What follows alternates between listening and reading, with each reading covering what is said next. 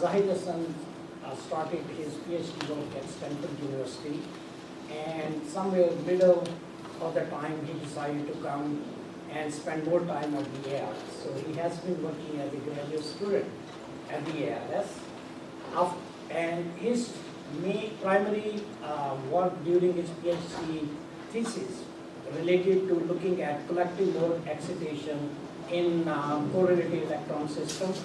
And he carried out some of the pioneering work at argon, which is the advanced photon source, synchrotron. Also good. And also Berkeley. Okay. So ALS had not really much of a RIGS program at that time at the ALS. So after he finished his PhD, those people who could see the what one could learn when one applied the RIGS, which is momentum resolved RIGS, for understanding the collective modes in these correlated systems. Princeton University realized the importance that this is the area of research they like to see further develop, and they hired Zahid right from student to a faculty. He did have to go through 1 year of extra postdoc, which was a postdoc by himself. Okay, so after he went there, it was clear that still the RIGS was in very early stages. The instrument really didn't develop to the extent that he could spend and feel comfortable to getting his tenure, which is quite competitive in Princeton University. And he realized that, okay, he needs to continue working on doing, looking at the electronic structure of complex material or quantum materials by using photovision. And when we say photovision, it's always end result photovision. So along that line, when he was working on a different class of material, one of the materials which he was interested in was thermoelectric materials. And he realized certain aspects which you are going to hear directly from him. And in the process, he was able to discover topological insulator, Weyl fermions, and many other additional things which we will hear a little bit more from him. So right now, I would say that the person who has been in the frontier of looking at new kind of phases of matter, and Zahid falls under that category. So his talk is being videotaped with the hope that you could go back to it. Hopefully we'll put it on the YouTube, and you could go back. And primary purpose of his talk is not to tell you the, you say, advanced research, but go back to the fundamental and try to explain what are these new phases of matter, topological, Y fermion, or whatever else is there. So it needs to start from that way, and I'm pushing it more and more so that he doesn't feel that he has to advance too far deeper into it. We start that way, and if we need it, we could have another lecture or a talk sometime later. So currently, he's a Miller professor on UC Berkeley, as well as he is a visiting faculty at the Material Science Division. So let's welcome Zahid. Do I need a microphone? Can everyone? Yeah, speak loud, then that's better. Oh, thank you for a wonderful introduction. So Zahid and I go back to my student days. He was effectively my co-advisor when I was a student at Stanford. I spent about half of my student time at ALS, even though I was trying to do RIGS at that point. ALS, as we mentioned, was not ready for RIGS, but we ended up doing some cool experiments together. Thank you.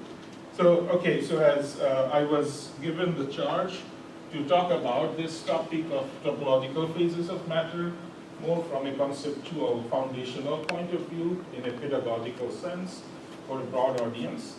So, do feel free to ask questions as I move along, and I will make sure that there is enough background cover. And I'm not, in principle, I'm not going to assume that you have more than quantum mechanics or basic electromagnetism to understand these new phases of matter. Actually, that's all you really need at a very foundational level. So this field, in some way, it's the quantum mechanics of quantum mechanical behavior of particles in solids. And we know that, so these are sort of the basic ideas that led to this set of topics, that how symmetry is related to, of course symmetry is related to geometry, and this is important in physics because of the potential energy function. Depending on the symmetry of the potential energy function, the states are defined, and the states then define the quantum property of the system. So that it's the potential energy symmetry or topology or geometry of the potential energy function that is we'll be talking about, and then how the states that are available, that are possible in that potential, and how these wave functions connect as you go from bulk to surface of the solid. And so this, when we're talking about topology, we're talking about wave functions that are allowed within that symmetry group of the potential, and how that connects to the across the sample in a global way. So these very basic concepts are fundamental in describing states of matter or solids. Insulator, metal, magnets, or superconductors, these are the basic fundamental states of matter. And how do we know they are distinct from each other? Let's say a ferromagnet distinct from a paramagnet or an antiferromagnet. What demarcates them is the phase transition. So understanding, if anyone claiming a new state of matter has to prove that there is a phase transition between a known state of matter and the state of matter you are claiming to be.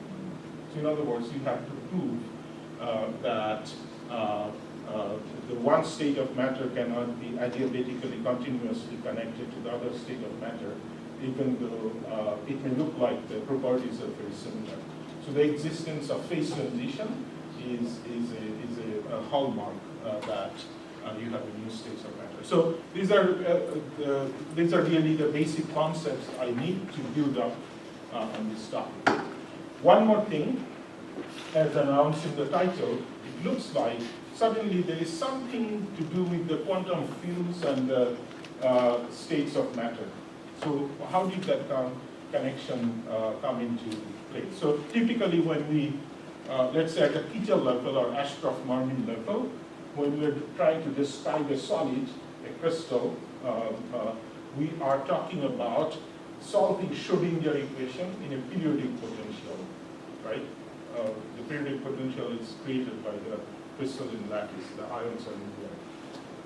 Now, so in Schrodinger equation we have a massive particle, right? So we have E squared over 2m term. So we're always dealing with particles that has mass. And then there's a potential term, and the solution to the Schrodinger equation depends on the type of the potential the particle is moving. So the potential, the symmetry of the potential is important. So we immediately see that the symmetry is extremely important, and symmetry is defined by geometry, if you like. So from a first sight, it would sound kind of heretical that how come topology is relevant? Everything, as you change the potential, the wave functions will change. The solution that that are possible will change if you change the symmetry. And so, whereas topology is about irrelevance of details, irrelevance of the geometrical details, right? We all know that. So then, it is apparently counterintuitive or apparently contradictory that how topology should dictate, why topology should dictate physics. It should not. Geometry should, or symmetry should dictate physics. So the key to that understanding is that if you go from, let's assume that your particles are massless, then that will naturally arise when you consider the relativistic unit of the Schrodinger equation. that is, we're in the Dirac equation regime. But the Dirac equation is not, it's also good for massive particles. It's not necessarily that you have to have massless particles. So this is the fundamental equation we work around, and we'll see how the wave function topology is connected to different solutions to this. Before I move on to the next slide, in 1 minute I give you almost complete overview of the frontier, what is happening now in the field. And you can already see that from this equation, that now the question is, instead of solving Schrodinger equation, we are trying to solve Dirac equation. And somehow this part I did not explain how that is connected to topology. That's coming next. Then if this is our primary equation, then we know all the interesting things that will be happening in the field, right? So one possibility is that you have the most general solution. So the most general solution to Dirac equation is a Dirac fermion, which has mass. Massive Dirac fermion. For example, electron in particle physics, or quark or lepton in particle physics, they're like a conventional Dirac fermion. Now you could think, okay, what other solutions are possible? You could set the mass term to 0, then you get a massless Dirac fermion, and that is what happens in graphene, right?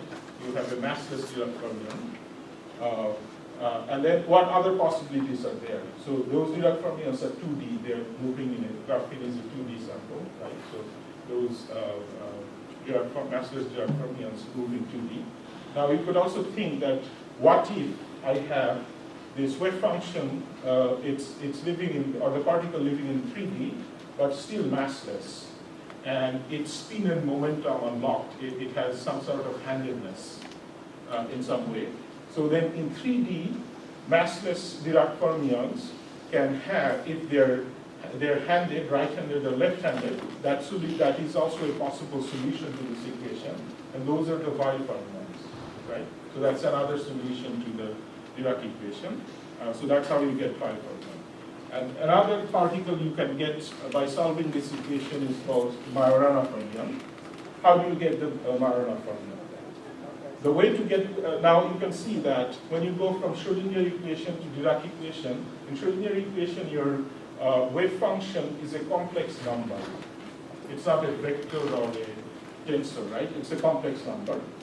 Now, you go from, when you go to the relativistic version, the Dirac equation, then your wave function is a 4-component vector-like quantity. It's called a, mathematically, as you know, it's called a bispinor, basically meaning that you have 4 complex numbers. Each solution is described by a 4-component spinor. Now you could ask, what if, now that's the most general solution, what if all 4 components are real?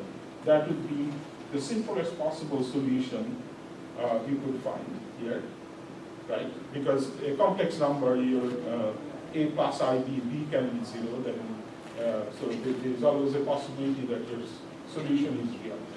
So if in this equation, all 4 components are real to the spinor, then you get a Majorana fermion. Now you can immediately see why Majorana fermion is its own antiparticle. And if you know the wave function of a particle, to find the antiparticle, wave function of the antiparticle, you take a complex conjugate, right? You go from. So now you can see that if this equation has a solution where all components are real, and when you take the complex conjugate of this solution, it's the same particle. So this is why Majorana is its own antiparticle. There's no mystery about it. That's because the wave function is real. So now I give you a 1-minute tour that all possible solutions of this equation gives you different particles. It gives you Dirac fermion, it gives you Weyl fermion, it gives you Majorana fermion. Okay? So what I did not make a connection is, there are 2 connections to be made for the remaining part of the talk, is that how topology enters the business, because when we were talking the particles, particle physicists also talk about particles. They don't talk about topology, right? We have a particle that created in early universe. It's not moving in a periodic potential. It's independent of that, its existence, right? So, so then there is no notion of topology when you have that sort of free particle. But how do you create this type of particle inside a solid? So then it has to be a quasi-particle because you have a collective state. You have a crystal lattice. You have the potential, and electron is moving through that potential.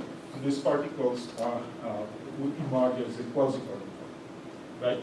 Now, when they're trying to emerge as quasi-particles, then this first part of the discussion comes into play.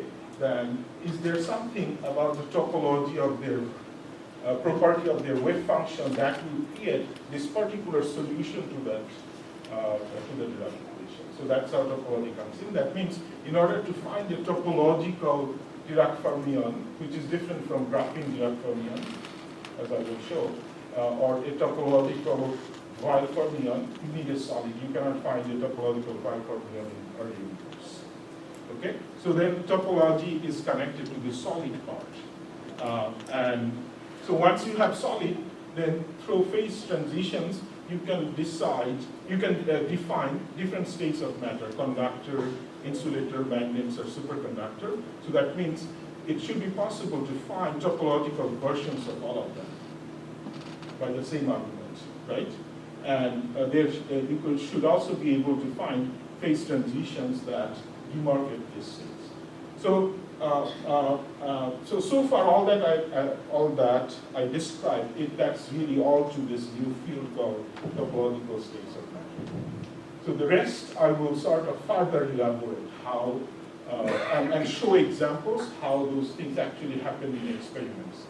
Well, I mean, I'll go into the theory part a little more. And now you can see that. So, sorry, before you go, how does that find-able sensitivity come to?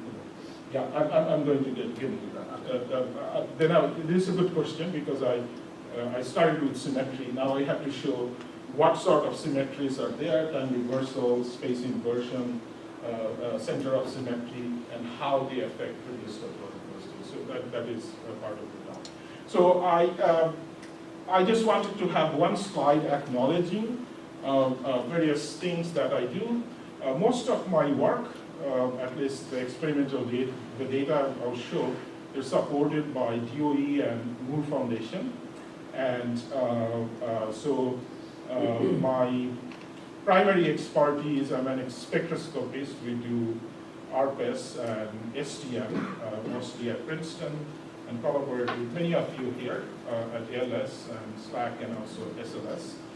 In addition to that, I'm also funded to do growth like MBE, and also I'm funded for theory, where we also collaborate. We do some theoretical work at Princeton with our Feynman node, and also we collaborate with other groups around the world. So basically, my funding structure is such that we can start with calculating something with some idea, calculate something, grow that material, and do a momentum space measurement, and also a real space measurement.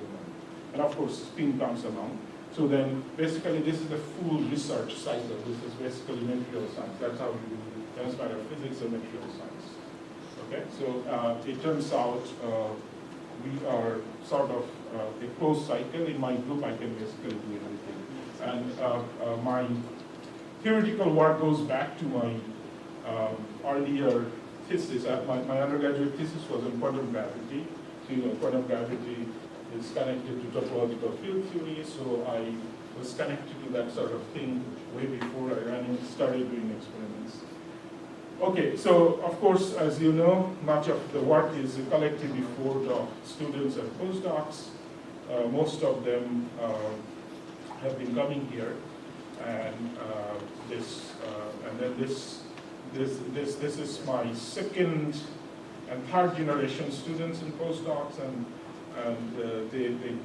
their work is a build-up effort of my first generation students. Actually, Andrew was a postdoc here, at ALS. Now he's a faculty at NYU. David spent much of his entire thesis was done here. He's now faculty at Caltech, and a number of others in the list. Okay, so coming back to science again, this is the, now I'll address those symmetry and topology connections.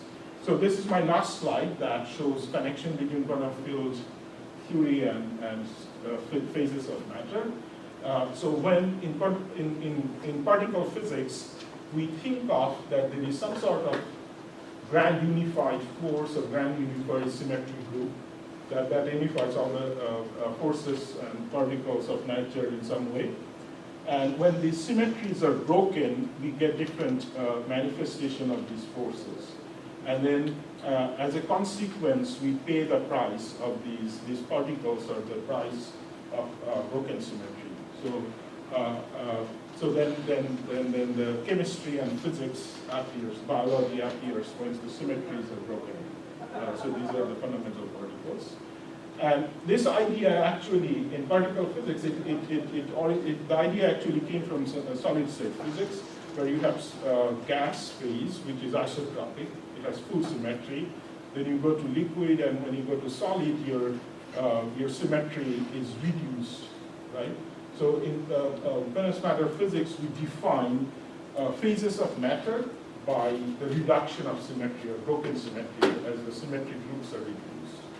And this same idea is applicable to magnet and superconductor. In case of magnet, you had, in the spin space, you had isotropy. You could rotate it in any direction. Once you, let's say in a ferromagnet, you have chosen a direction, right? Your north and south pole is defined, so that means you're in a reduced symmetry, broken symmetry state. So magnets are broken symmetry. In superconductor, that broken symmetry is a little bit subtle. Here, the gauge symmetry is broken. So, but any condensed matter states of matter is described by some sort of broken symmetry, and same in particle physics. It's broken symmetry that leads to. So this started in particle physics at I think in the 70s and 80s, that people started thinking that is it possible that these states of matter or their equivalent in particle physics, is it possible that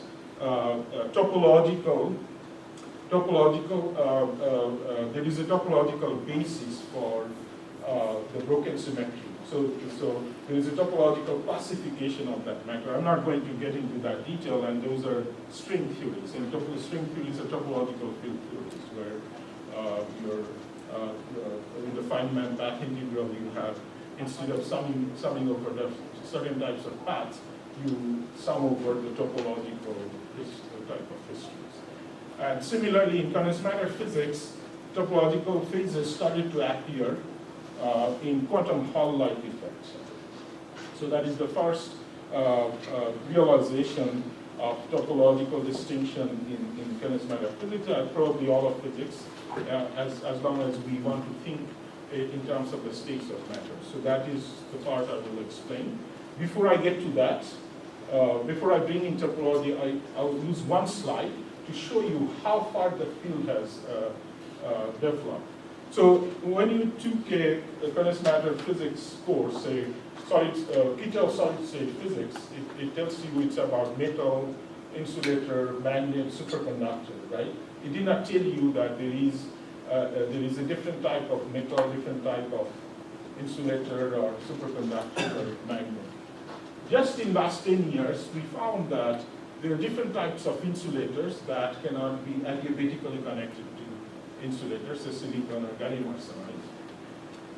There are different distinct types of magnets. There are different types of metals or semimetals, and there are different types of superconductors. And all these distinctions are topological, and they have the exact same symmetry. They're not breaking any additional symmetry. So that is the interesting thing, that without broken symmetry, based on the topological property of the wave function, you can have a global collective state of matter that's totally distinct. You have to go through a phase transition, as I was showing in an example, to realize them. So indeed, there are different states of matter. And now we can see that solid state textbooks needs to be rewritten. Half of it is missing because all these states have the topological version. And this was realized by the Nobel Committee recently, and they gave out the first prize on topological phases only last year, although the ideas, as I said, they were there, work was done in the 70s and 80s. But what did not happen, those states of matter were not experimentally realized then. The ideas were there, but the slide I showed that all these Kittel's solid state physics phases have a new version, as a distinct version. So suddenly, the Nobel Committee realized that something really has happened. So some transformational impact is on the field. So now, and then the Physics Today made this comment in December that this is likely just the first of many more Nobel Prizes in topological matter, because it has just now taken over all of solid state physics, at least the fundamental physics. So this is, according to Physics Today, this is just the beginning of the fun. So now let me, so this is my pedagogical slide, which I was trying to say just in words in the very first slide. So as I said, the first realization that there is something topological happening in condensed matter physics was the quantum Hall effect. As I promised, we'll go over a very simple construction. In the quantum Hall case, it's like you have a 2D electron gas, metal, right? You apply a field. What happens to electrons? They just follow the right-hand rule, right? They go into an orbit. Now, if your sample has a boundary, then what will happen? The orbits will not be completed for the particles that are near the edge. They will bounce, bounce, bounce. So even though, as you apply a field, then you have Landau quantization, right? You have the harmonic oscillator type spectrum. So then you will have the gap. It will look like the metal has become an insulator, but that cannot happen on the boundary because the boundary will always be conducting because the electron can propagate through the boundary through this skipping orbit. So in other words, this is the first example of a topological insulator, that the bulk is insulating, the electrons are bound, they cannot carry a current, but on the boundary they can, because they are skipping, they are in a skipping orbit, they're connected. So in other words, its boundary is conducting, whereas the bulk is insulating. Okay? So this is the first topological insulator, but it's the two-dimensional topological insulator. And you can see the direction of the current. Once you apply the field, your current will always be chiral. It can only go in one direction, not in any direction. Right? So how do we do when we try to represent this state of the solid in energy momentum diagram? What do? We draw a energy momentum representation of the state. So there's a valence band, there's a conduction band in the bulk. It's insulating, that means there's a gap, so it's insulating, but only on the boundary the band structure is like it's moving in one direction. It's a chiral edge state in the sense that K plus, there is a state at K plus, but there's no state at K minus. That means the electron current can flow in only one direction. So this is the energy momentum representation of the quantum Hall state. So this is the real space representation. You have a field, and then the electrons are current are carried along that line. And in the quantum Hall case, you can see that the Hall conductivity is quantized. So that means the number of electrons that do this skipping orbit moves to the boundary and add to the current. It has to be discrete. It's not. It's quantized. It's not continuous. Right. So so this is the quantum Hall state, which was discovered in the 1980s. Now, around that time, people started to think that so now you can see that it breaks time reversal symmetry. This is your example. That quantum Hall state is a 2D topological insulator, but it breaks time reversal symmetry because you have a magnetic field. In the presence of magnetic field, there is a handedness. You don't have the other part.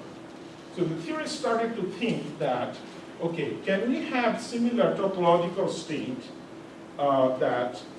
which is insulating in the bulk but conducting on the boundary, but without breaking time reversal? So that's restoring a symmetry, is answering your question. Now we'll consider what happens if we restore that symmetry. So this is the broken symmetry state. Now you can try to answer this question theoretically just by a construction, simple construction. Why not I draw a band diagram where there is an edge state this way, there's another edge state that way, right?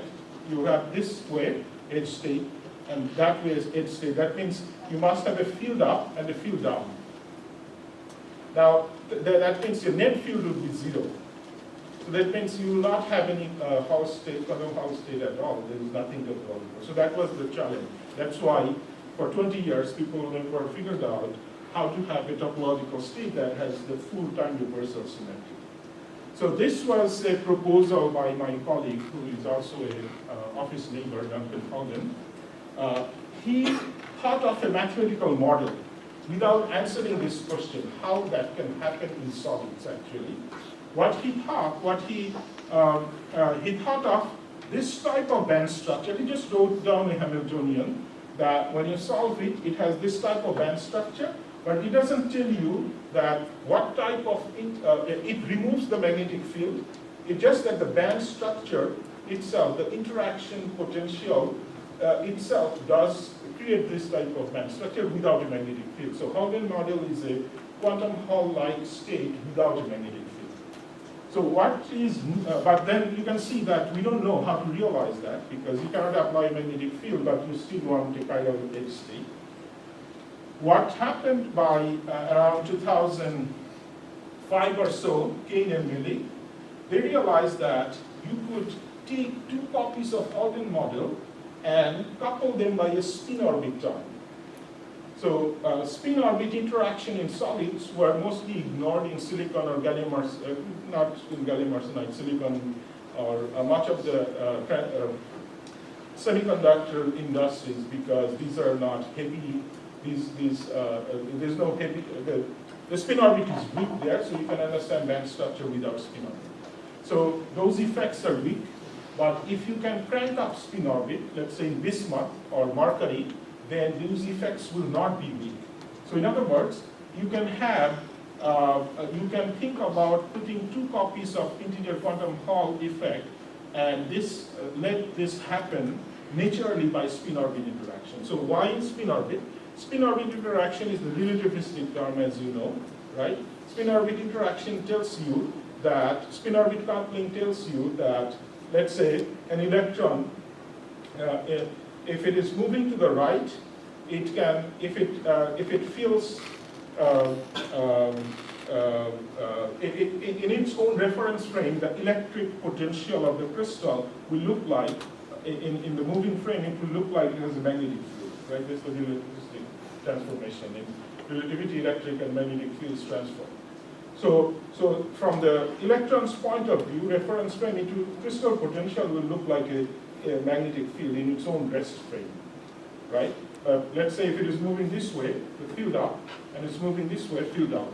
And that is precisely this drawing is. That because of the natural spin-orbit interaction, you could have the electron will experience, the electric field will look like a magnetic field, an internal, and now you can see that there is no externally applied magnetic field, right?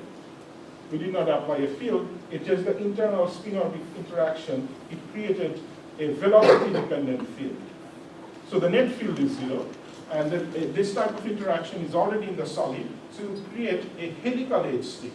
K plus spin up, moving to the right, it's this branch, moving to the left, K minus, it's this branch. Now you can see this is how the quantum field theory entered the game. That was not there in the quantum Hall edge state, right? There was no Dirac fermion. Now you see that, now you brought up, and once you add a time reversal, 2 copies have to, K plus K minus has to map into each other. Now you see a Dirac crossing has been created. And this is how the Dirac equation became relevant. Now you can take this topological state and try to engineer different solutions to the Dirac equation. As I said, one solution to the Dirac equation would be a regular massless Dirac fermion. Another solution would be a Weyl fermion. Another solution could be a Majorana fermion. I described mathematically. So now all you have to do, you have to find a solid and figure out whether band structure has this type of crossing and how this and then impose conditions on this crossing by either artificially structuring the material, heterostructure in the material, or finding material where that happens naturally. So that way you could engineer a Weyl fermion, engineer a Majorana fermion, and engineer all sorts of other exotic particles they talk about in particle physics, including superconductivity. You could also engineer a Higgs boson. So before I move further, now now you can see that this is it's a time reversal symmetry that creates the Dirac fermion. Before that, there was no Dirac fermion. It was a chiral fermion, but not a Dirac fermion. So now, Dirac fermion, it's not just in 1D and 2D. You could also think of Dirac fermions in 3D.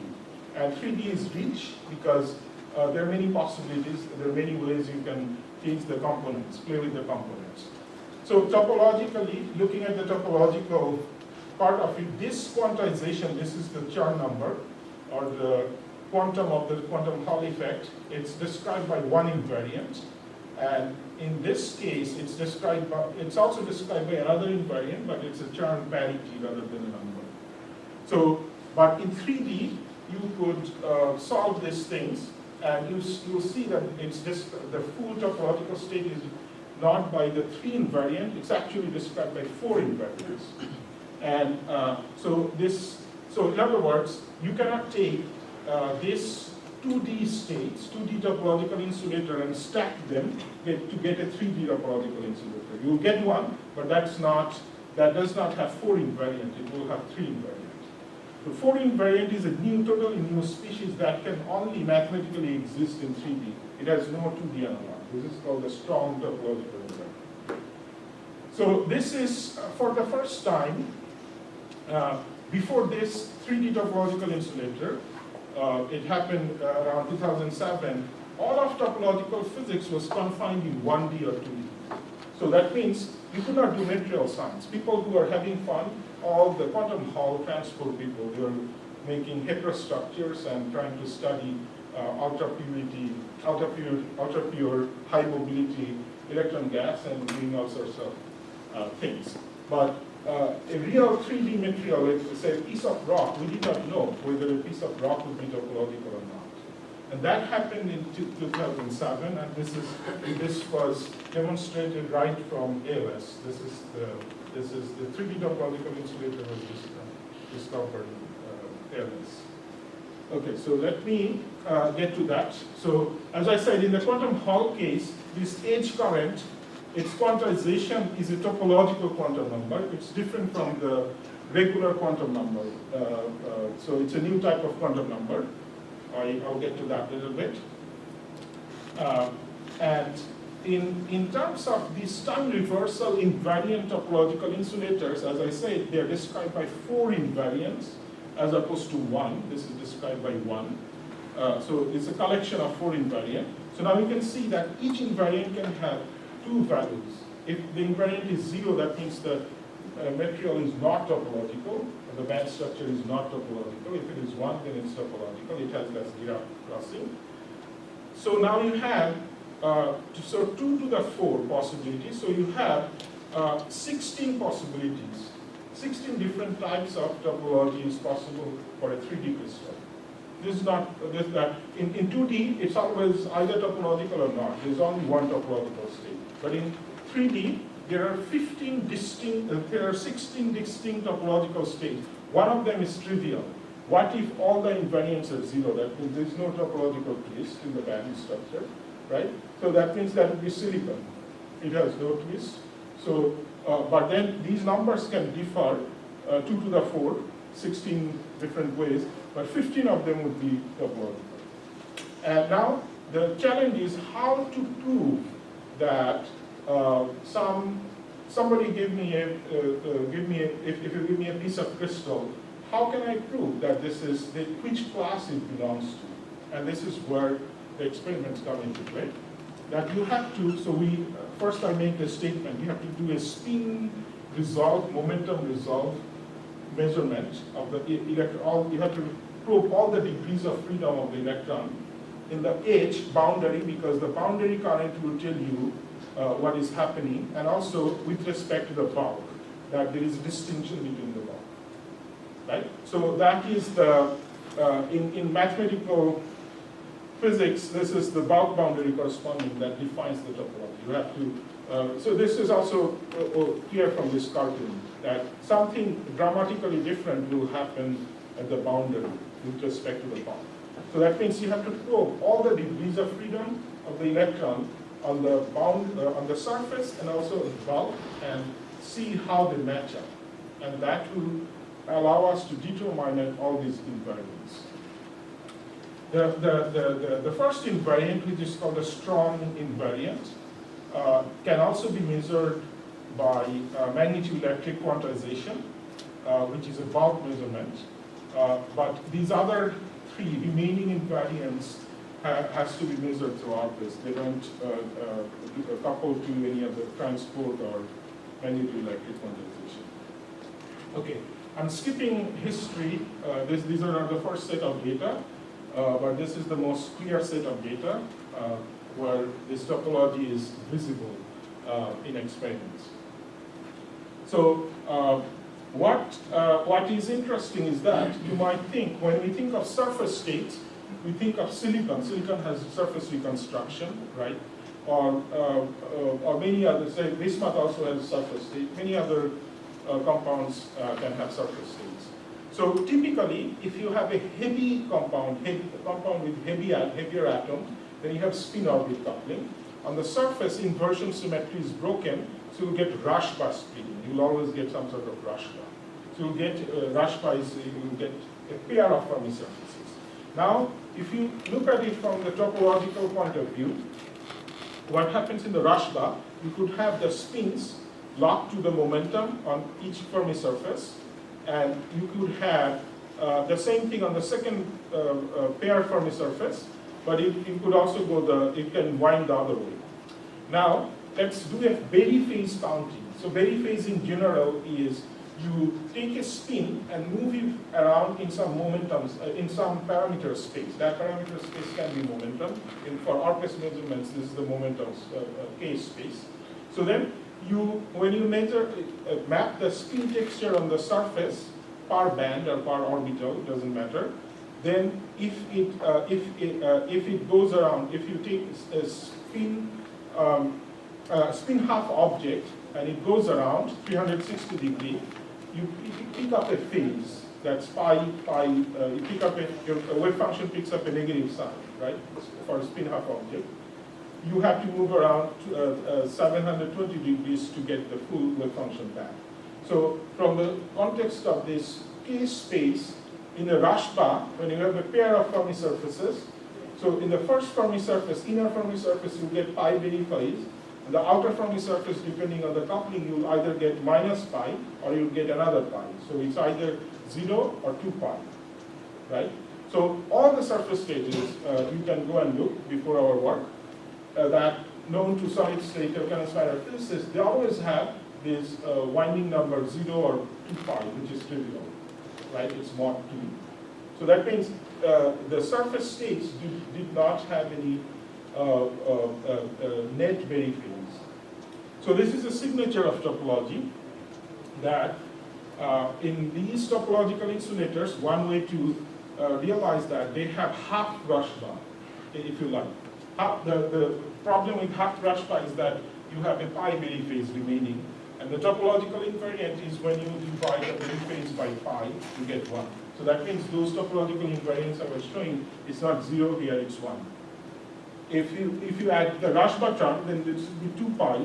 You divide it by pi, and you get 2, but it's mod 2, so it's 0. So this is how we can get a topological invariant out of it. It doesn't matter the details of the spin texture, that's irrelevant. Topology is about irrelevance of detail. The detailed spin texture, this and that, orbital contribution, all those things are irrelevant because of the time reversal symmetry. And the topology only depends on the winding count. So now if you are above the Dirac point, you have the spins going clockwise. As you reach the Dirac point, now your texture, there's no texture, it's degenerate, and then it's winding the other way. So this is a topological requirement that you have the chirality reversal. Now you can take a different orbital set, couple it with a laser light or synchrotron light, different polarization, but for each subset you couple should have this generic property that it goes through an inversion point. Okay, so that means what is the topologically invariant property is that spin and momentum are locked, doesn't matter which direction it points. So if K plus state going to the right, if that's spin down, K minus is spin up. Now that's all we have on the surface. And if we have all that on the surface, then what happens? This line, if your chemical potential is here, it's all spin down, it's all spin up. So now this backscattering is not possible because this matrix element is not allowed without flipping the spin. So this type of topological spin texture makes sure that there's the absence of backscattering. So this is interesting. Why is this interesting? Because if you have a nanowire, topological insulator nanowire, your topology is prohibiting that backscattering. So that means much of the resistance in the transport is coming from backscattering, especially in lower dimension. So this is a route to nearly dissipation-less current. And in fact, DARPA is a $20 million program on this to develop that technology. It could be useful for interconnects instead, because if you can have. So the advantage here is that you could get perfectly dissipation-less current in a superconductor, but then we don't have a room temperature superconductor, right? That is the problem. But topology, it does not involve a superconducting transition or anything. So this property survives up to room temperature. Only thing you have to make sure your insulating band gap in the topological insulator is large compared to the room temperature. So if you can find a large band gap topological insulator, then much of the current would be dissipationless. So this is the solution to you can bypass superconductivity. I don't have a lot of time, but for pedagogical reasons, I spend more time. You could one proof that this is happening and these surface states are real is that you could now think about the quantum Hall effect of the surface states, and you can see the Hall quantization. So that means these surface states are there is an intrinsic 3D topological insulator. In other words, the bulk is not conducting. You have to do some chemistry to realize that. We have done that collaboratively. As I mentioned, the most interesting thing about the topology of 3D topological insulator from potential application point of view is that they survive up to room temperature. The surface states are there. Their spin polarization, their spin texture is mostly there. And this is remarkable because in the old days, all of topological physics or dissipationless current type thing were in quantum Hall, where you need a high magnetic field and very low temperature, right? Here, there is no magnetic field, there is no low temperature. At room temperature, you have a topologically textured surface. So this is not, for this reason, I find that our paper in 2009, when we demonstrated that, this paper is it's heavily cited by material science and engineering community. They are trying to utilize these properties of these materials that was never possible in any other topological system. And in principle, they can compete with superconductivity in the absence of room temperature superconductor. So this is very, very promising. So far, I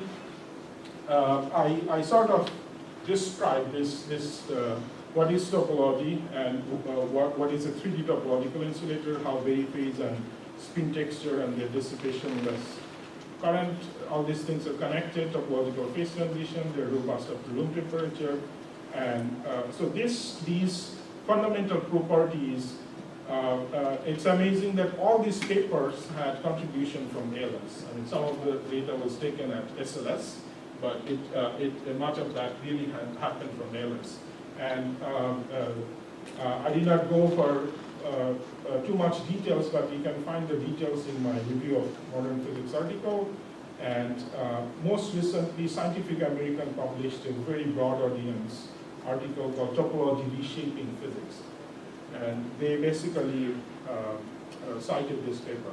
And someone pointed out to me, I did not check it myself, that this paper has citations similar to the Higgs boson paper. So that's very interesting because you would think it's a contemporary paper. It's a paper when the Higgs boson was discovered. But that tells you that people care about condensed matter. There are all sorts of condensed matter physics.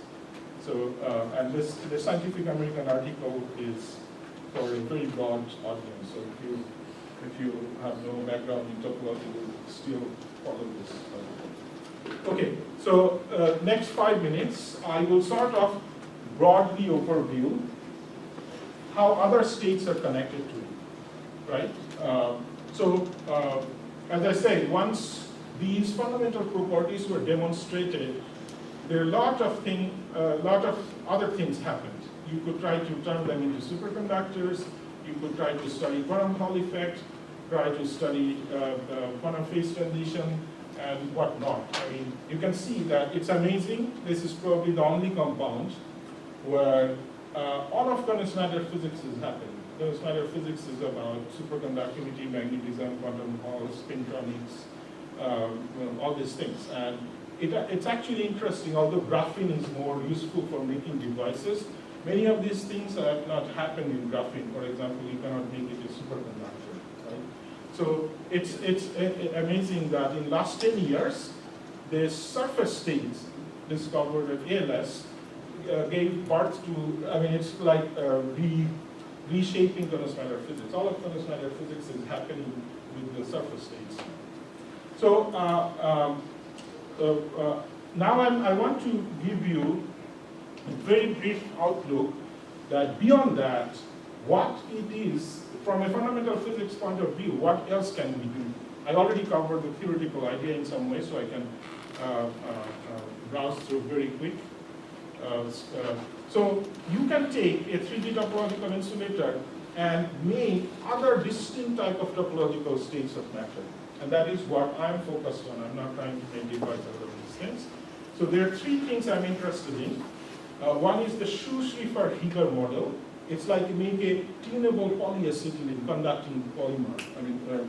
These people all got Nobel Prize for their conducting polymer thing. But it turns out that there's a 3D topological version of that. You can use a 3D topological insulator multi-layer and create a Schreiber-Heger type state.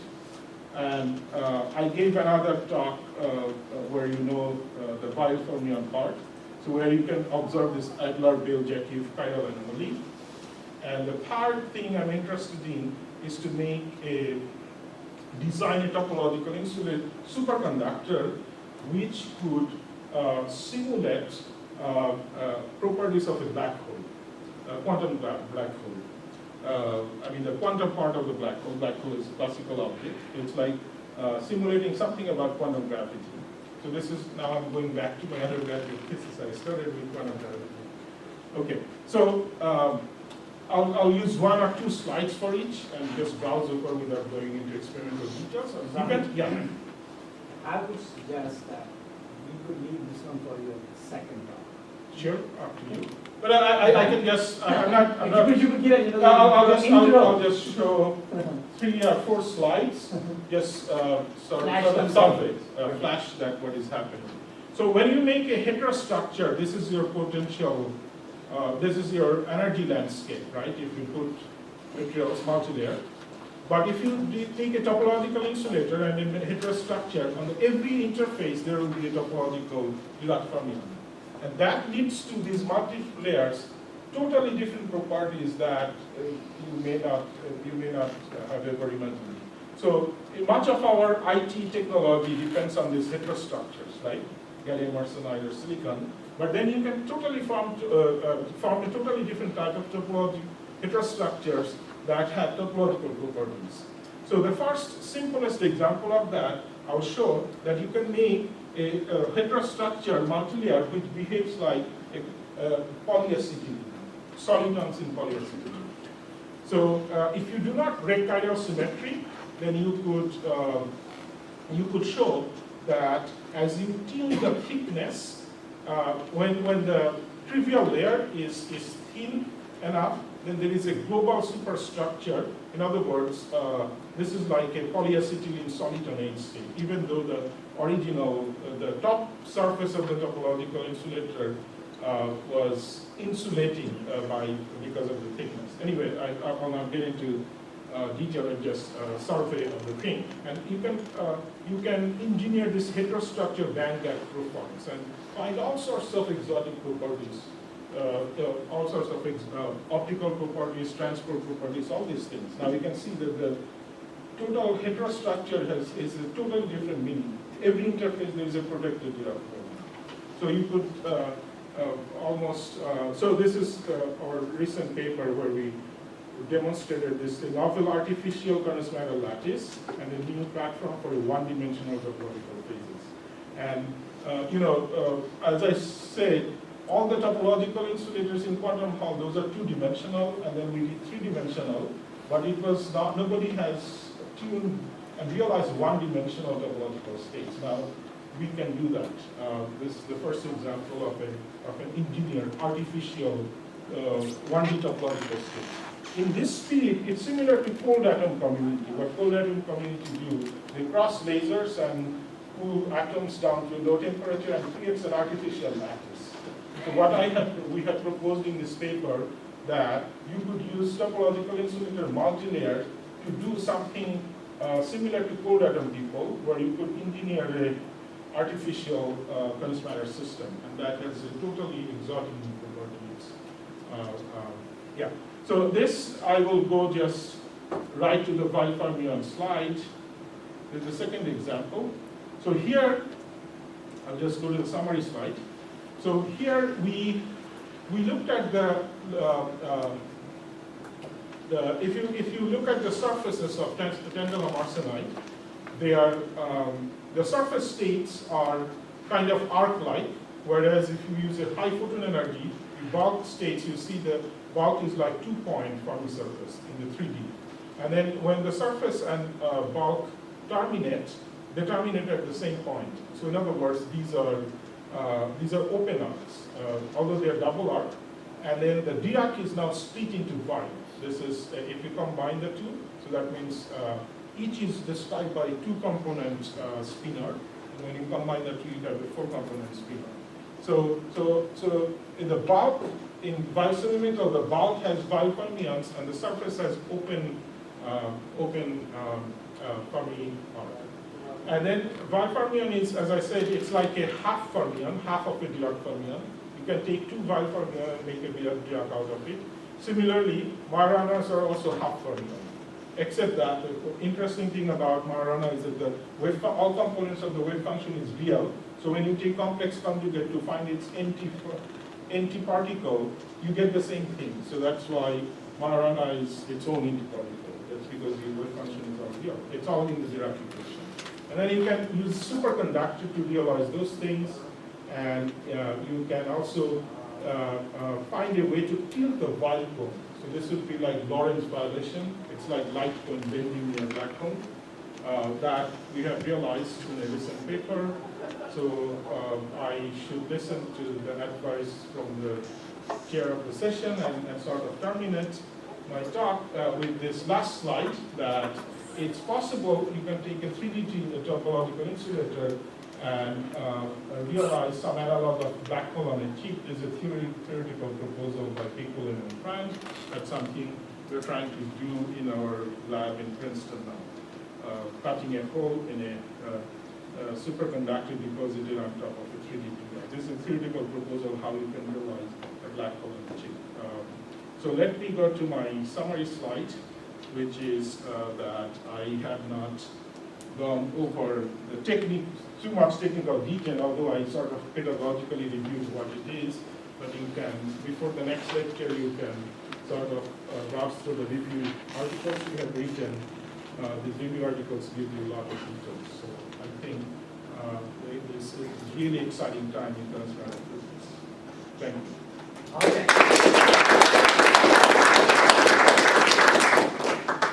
So we will take 1, 2 questions or comments.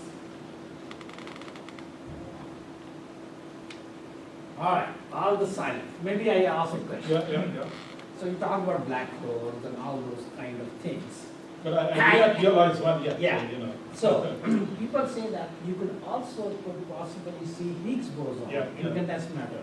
Yeah. So I would suggest that maybe your second lecture, when you come in, you could try to explain us all those sorts of fundamental particles which we could see in condensed matter. Right.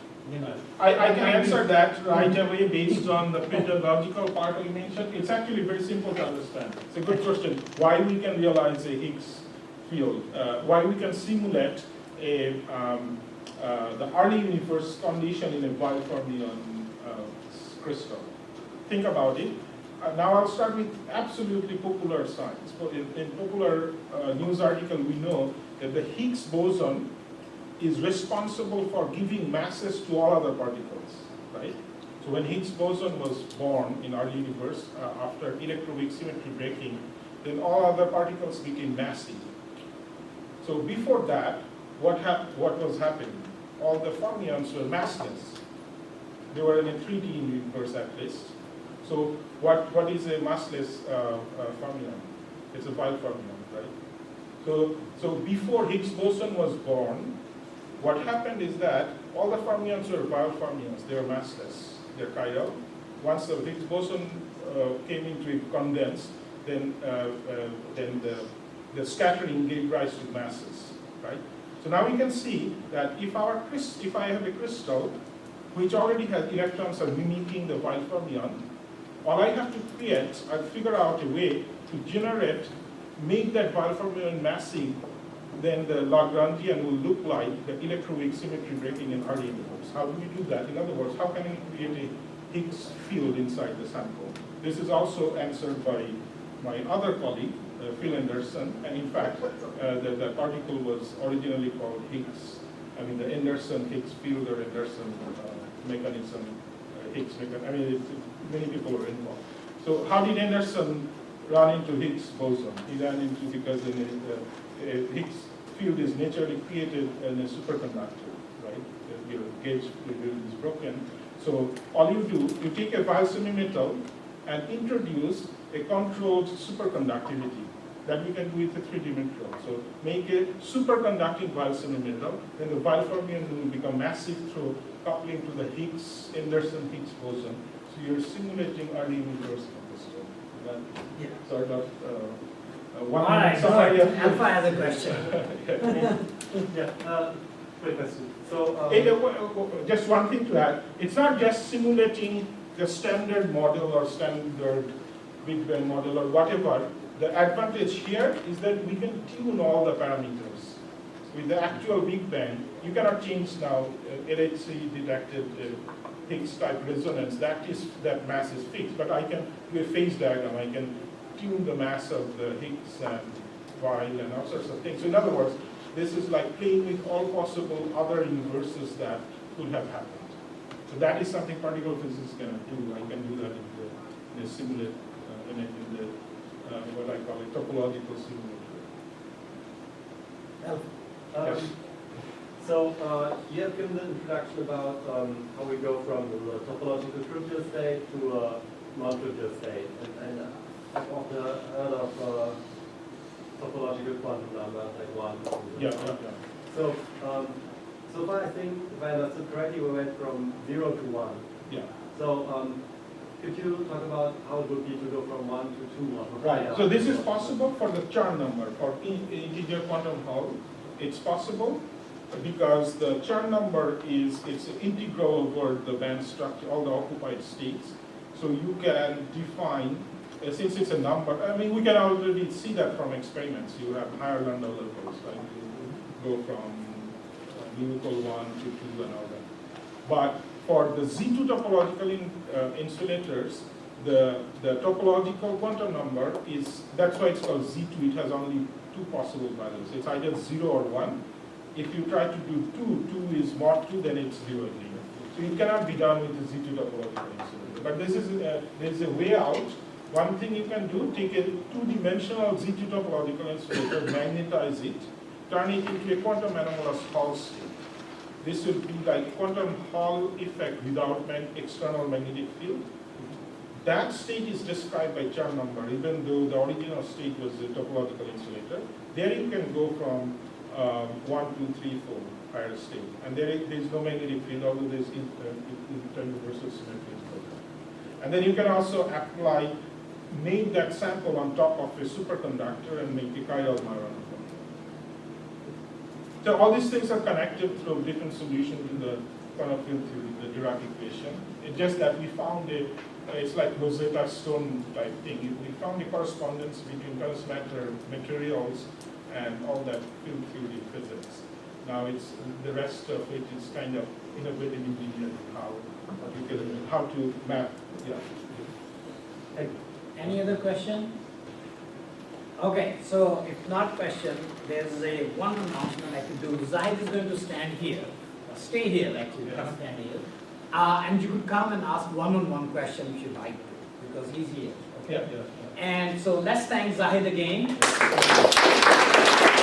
we will have one more lecture from him, maybe a month or 2 months later, okay? Yeah. And thanks for coming, and there's still coffee. Thank you.